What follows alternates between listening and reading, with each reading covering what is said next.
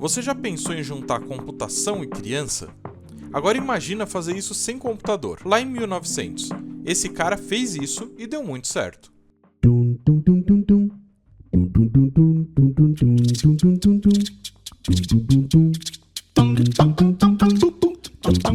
Bem-vindo, alunos e curiosos de plantão. Meu nome é Tarek e hoje vamos falar sobre a biografia de Jean Piaget. Jean Willis Fritz Piaget foi um biólogo, psicólogo e epistemólogo suíço considerado um dos mais importantes pensadores do século XX.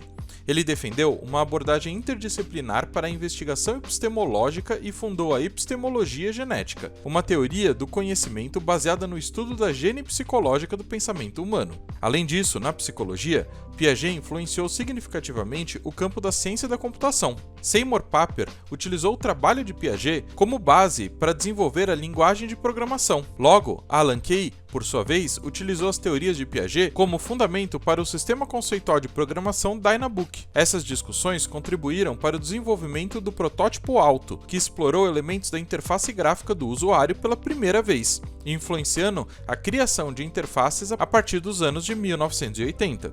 Ou seja, agradeça a esses caras por você estar vendo esse vídeo aqui e agora. Em meio à Primeira Guerra Mundial, em 1915, Piaget concluiu os seus estudos secundários e ingressou na Faculdade de Ciências da Universidade de Neuchâtel e publicou a missão da ideia.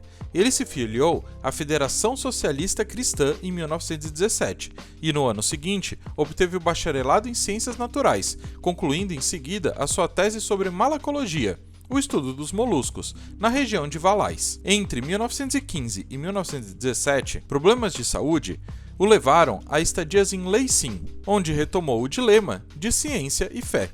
Em 1918, ele escreveu um romance filosófico e autobiográfico chamado Recherche. Piaget buscou uma formação em psicologia e foi para Zurique, onde conheceu Eugene e Jung. No entanto, as perspectivas psicanalíticas não entusiasmou muito, levando-o a retornar aos seus estudos sobre malacologia e viajar para Paris em 1919.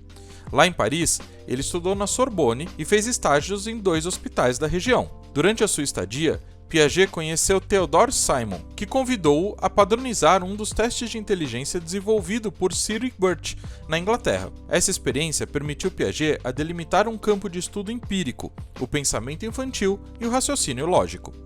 Os dois acabaram desenvolvendo um método que permitiu investigar o pensamento infantil e descobrir uma forma única de raciocínio nas crianças pequenas. Essas pesquisas resultaram em 3 artigos. Suas primeiras pesquisas em psicologia, como coordenador do Instituto de Jean-Jacques Rousseau, resultaram em uma série de 5 publicações sobre crianças e o desenvolvimento do pensamento. Tudo isso acontecendo em 1921. O nascimento de seus 3 filhos entre 1925 e 1931 ampliou seu convívio diário com crianças pequenas e possibilitou o registro de observações que geraram novas hipóteses sobre a origem da cognição humana. Além das suas pesquisas, Piaget foi professor da universidade da região, ocupando cadeiras em filosofia da ciência, psicologia, sociologia e história do pensamento científico. Em 1929, ele também assumiu a direção da ala de educação vinculada à Unesco. Através da minuciosa observação de seus filhos e de outras crianças, Piaget impulsionou a teoria cognitiva, que propõe a existência de 4 estágios de desenvolvimento cognitivo do ser humano.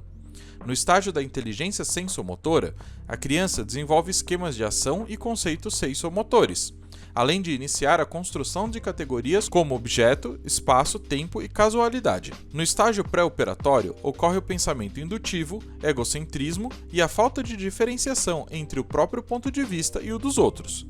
Durante o estágio operatório concreto, a criança avança a intuição para a lógica do concreto, adquirindo a capacidade de perceber a reversibilidade das operações e entender as explicações casuais. No estágio operatório formal ou abstrato, há acesso a lógicas operatórias abstratas. O pensamento torna-se proposicional e surgem esquemas formais de lógica combinatória e proporções. Piaget ele foi muito importante e influenciou profundamente a educação, defendendo que as crianças só podem aprender aquilo ao qual estão preparadas para assimilar. Ele acreditava que os professores deveriam aperfeiçoar o processo de descoberta dos alunos. Além disso, ele destacou o processo de desenvolvimento das estruturas operatórias que caracterizam o pensamento científico.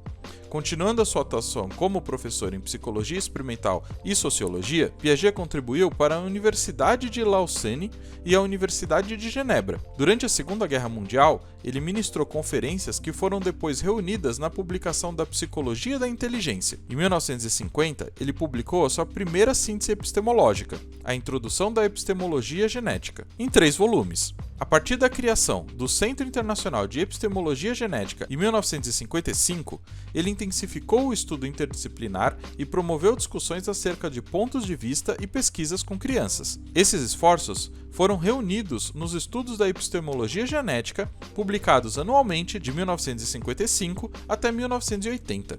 Na área da educação, Piaget desafiou o modelo tradicional de ensino autoritário que predominava no século XIX. A sua teoria dos estágios era uma resposta crítica da escola nova, que rejeitava um método onde o professor simplesmente transmitia o conhecimento para os alunos, que apenas copiavam e repetiam. Piaget era frequentemente mal interpretado como um não diretivista, alguém que acreditava que as crianças aprendiam por si mesmas, o que contrastava com abordagens tradicionais de ensino. Através das suas obras, O Nascimento da Inteligência na Criança, A Construção Real da Criança e A Formação do Símbolo na Criança, Piaget apresentou seus estudos sobre o desenvolvimento cognitivo para argumentar que a capacidade cognitiva humana não é inata, mas se desenvolve ao longo do tempo através de interações entre o sujeito e o objeto.